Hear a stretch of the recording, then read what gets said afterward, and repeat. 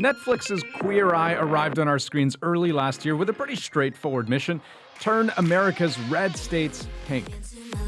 It's become a cultural juggernaut, a reboot of a groundbreaking show called Queer Eye for the Straight Guy, which, strictly speaking, was a makeover show. But the new Queer Eye is much more political. Sure, they still do makeovers, but they also take on race, religion, insecurity, and all in what might be considered hostile territory. Trump country. You just see my hat? We're all gonna make America great again. Now, let's be real here. This is still reality TV, but the transformations we see on screen have had their impact on the cast, too. Antoni! Take Montreal-born Antoni Porowski. As the food and wine guy on Queer Eye, he was either made for this or is a bit of a strange fit. The former actor has had a lifelong fascination with food, and for 3 years, he was a personal assistant to Ted Allen, the food and wine guy on the original Queer Eye. But scratch beneath the surface and you'll find a man who thought of himself as an imposter. To understand why, we sat down for a conversation about the show, about Porowski's roots in Montreal, and also his new cookbook/memoir, Antoni in the Kitchen. Antoni, very nice to meet you. Really nice to meet you. Thanks for making the time. The first order of business, congratulations. Thank you. On the cookbook. I mean, Thank you. even for a guy who already has like millions of eyeballs on him, this must still feel pretty good.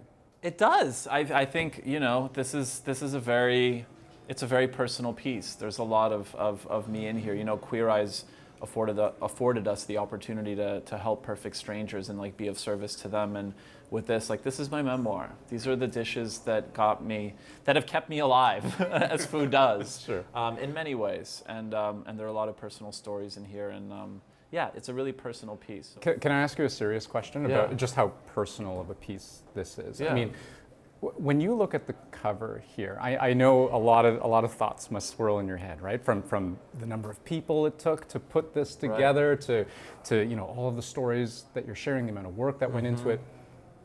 But when you look at that guy, when you look at that man, I'm curious to know what you think of him.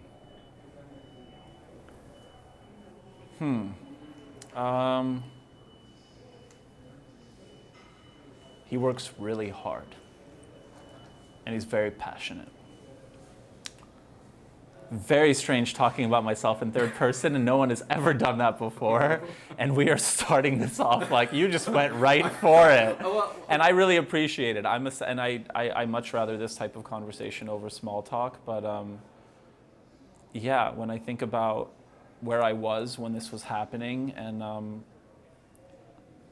I had no confidence coming into this, into the life that I have now. I was terrified of flying.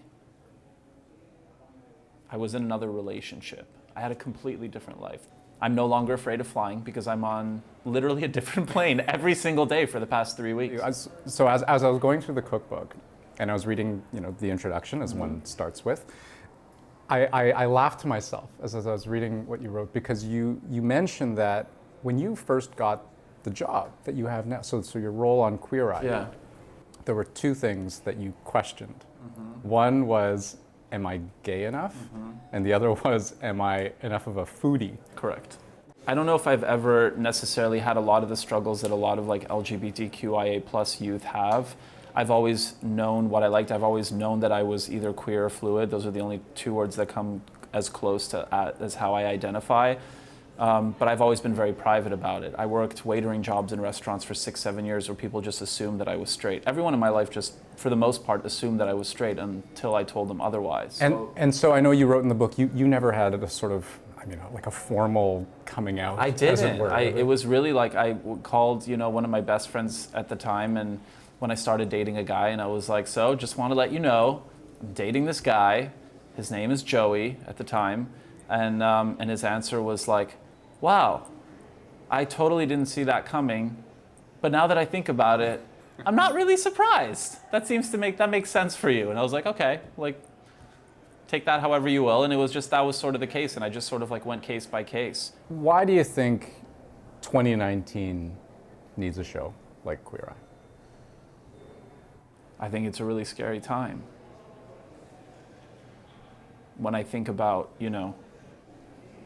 the entire political system in the US and like other countries and abroad. I think we've made, like, even just touching on like the LGBTQIA plus population alone, a lot of progress has been made, but I still think that there's so much work ahead. And I think what people respond to really well, and yes, my community, the queer community, responds to the show well, but it's just as important, or if not even more important, that the allies sort of relate to it, because it's the people who are afraid, who think something is a concept. It's like, you know, when you're scared of something, let's try like a food that you're not familiar with. It's a concept, you have no idea how it tastes, and you're afraid.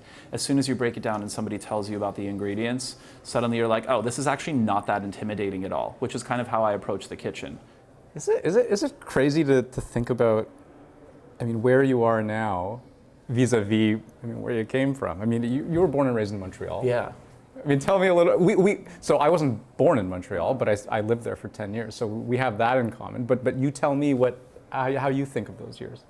I mean, they really did shape me. I think being raised in an environment that's so ethnically diverse, where I feel like ethnicities are really embraced. I'm not saying it's perfect, but I don't know, like I had this tradition, and so I went to, my elementary school is called St. Lawrence in Brossard on the South Shore. And we had my graduating class basically of 6th grade. I think there were like 4 or 5 white kids, and there were kids from like all over. And that was the norm for me. And we had this tradition of like called the Buffet des Nations, where like kids would come in with like dishes from their parents' respective countries, and we would sit in the cafeteria and just sort of like share food from all over. Like a giant potluck. Like a giant potluck, and everyone would just try everything. And I feel like that just sort of, that set me up for the type of person that I am, and for the way that I treat people, and just, yeah, I just feel, I don't know, being from Montreal is something that like whenever I say it with such pride. I'm always like, yeah, I'm from Montreal, fine, I was raised on the South Shore, but I'm still from Montreal, you know? Do you get back often? I don't get back as often as I'd like to. What's the first place you would eat if you went back? First place I would eat? Do you know La Banquise? I love La Banquise. Okay. La Banquise is awesome. So for those folks who don't know, it's a poutine. Correct. The poutine that I get, so it's called the T-Rex. Okay. Do you know this one? No. Okay, so it's like poutine, like Yeah. as normal, but then you have ground beef, you have hot dog, I'm into that. you have bacon, and you have pepperoni. The pepperoni is weirdly overkill. I feel like that's the one that should be, that's the weakest link. If anything was cuttable, But the it would be hot that. dog, if you cut it up into little thin slices It's and got really it crispy, good. I'd mess with that. I'd throw in some peas in there, because why not? I wouldn't go that far. We don't have to agree on everything. Fair enough. Well, clearly you've come a long way, and I have to wrap this up. But let me try to ask one more question that'll drill deep down. Okay. I think it was the first episode of season 4, where your castmate Jonathan Van Ness goes back to his old high school. Yeah. And gets to do a kind of a makeover for his old music teacher. Yeah. So let's say you get that opportunity. You could go back and you could have your way. You could help make the life better of one person that you feel you had a connection with, or still have a connection with. Anyone in my life or my past that I would want to have. That you would want to share that experience with and help. My middle sister.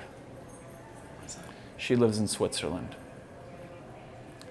And we haven't spoken in a really long time.